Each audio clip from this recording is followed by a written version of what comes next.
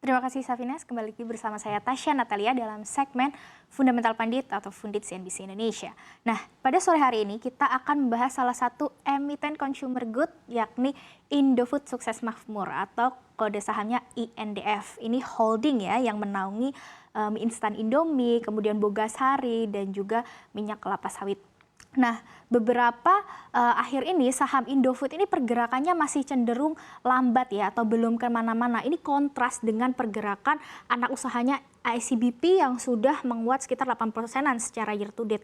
Nah, kalau kita melihat pergerakan hari ini sendiri, Indofood bergerak di harga 6.375 per lembar sahamnya atau sudah terkoreksi 0,39% sejak awal perdagangan hari ini.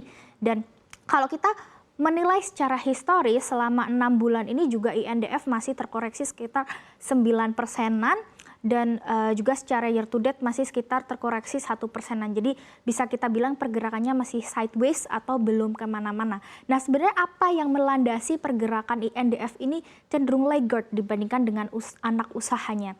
Jadi ada beberapa alasan yang akan kita bedah. Pertama, kita lihat pada slide berikut.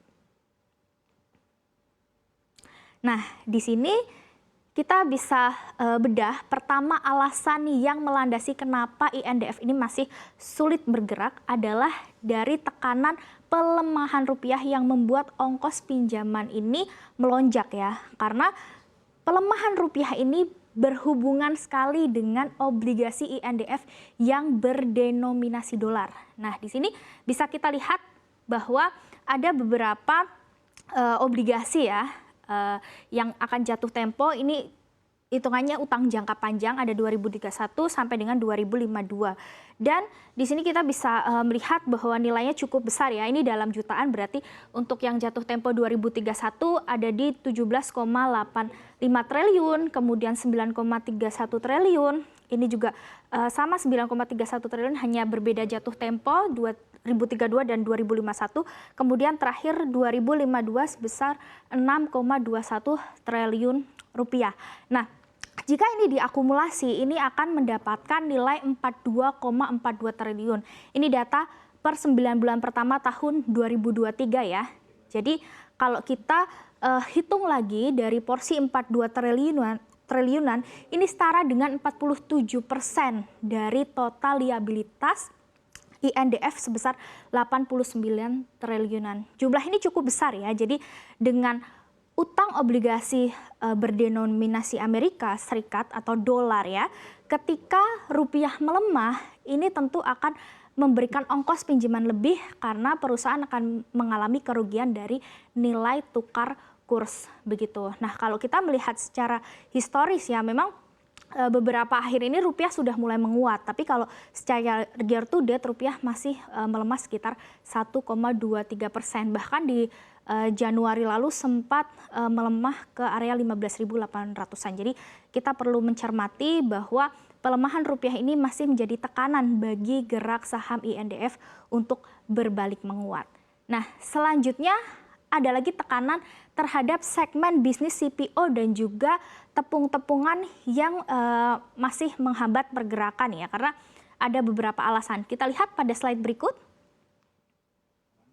Nah, yang membebani dari segmen bisnis tepung dan CPO adalah tidak lepas dari harga komoditasnya ya. Di sini kalau kita melihat harga gandum, harganya ini sudah turun lebih dari 20% selama setahun terakhir ke 594,32 US dollar per barrel atau per gantang ya.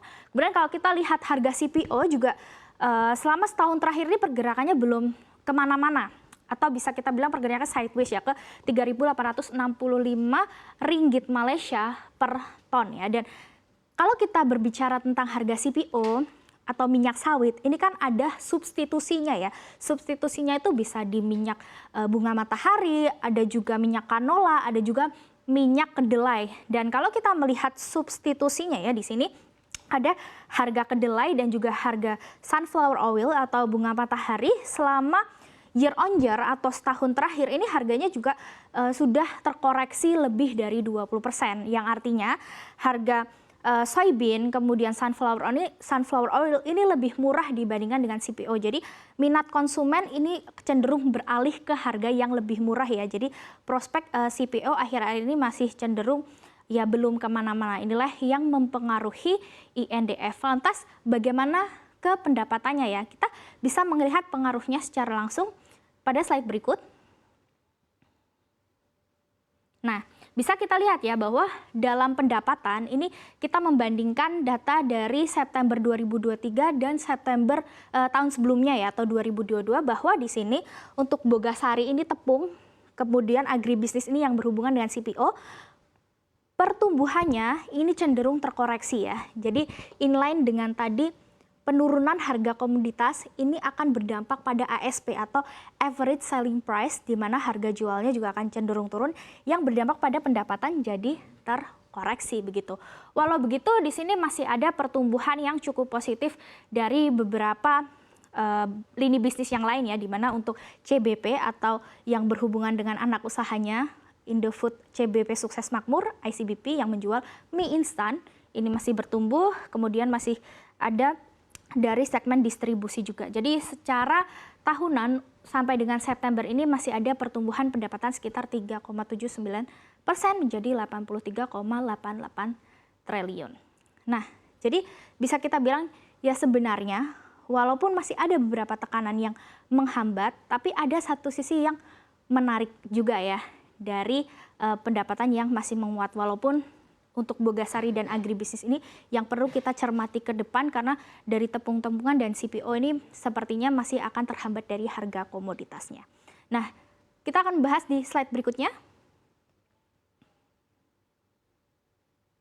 Nah, di sini kita berbicara tentang valuasi, karena tadi dari pendapatan itu meningkat ya masih ada peluang yang cukup menarik, karena ya walaupun ada beberapa resiko, tapi di sini ada satu hal yang menjadi cukup menarik di INDF, yakni dari valuasi, karena tadi pendapatannya masih meningkat ya, di mana kita menilai dari PBV ini kita pakai berdasarkan harga hari ini di 6.375 per lembar, akan mendapatkan nilai price to book value di 0,96 kali, kemudian PER atau price to earning ratio di 5,93 kali. Nah, jika kita menggunakan aturan rule of thumb, di mana PBV kurang dari 1 kali, kemudian PER di bawah 10 kali, ini menunjukkan valuasi perusahaan yang masih murah.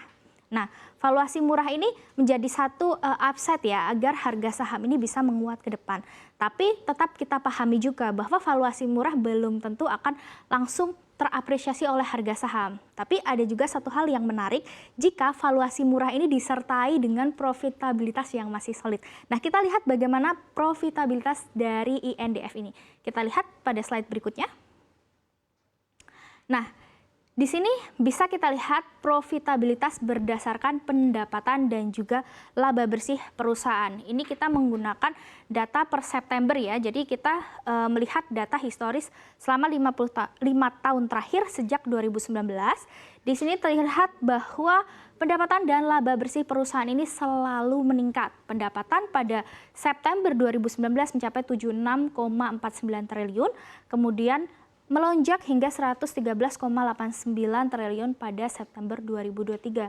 Laba bersih pun sama ya, di sini di 2019 September ini 5,57 triliun. Kemudian di sini hingga September 2023 sudah melonjak lebih dari 2 kali menjadi 12,13 triliun. Jadi bisa kita bilang bahwa valuasi murah INDF ini masih disertai dengan profitabilitas yang cukup solid. Namun tetap kita harus pahami juga bahwa ini belum tentu atau belum pasti akan langsung direspon oleh harga sahamnya. Karena masih ada beberapa resiko tadi ya, di mana rupiah masih melemah, kemudian juga harga komoditas CPO dan gandum yang masih cenderung terkoreksi. Akan menarik apabila nanti akan ada perubahan kondisi industri di komoditas serta ada penguatan rupiah. Dan tentu kita pahami juga bahwa analisis ini bukan merupakan ajakan untuk beli ataupun jual secara langsung. Sekian dari saya, Tasya, saya kembalikan ke Syafines.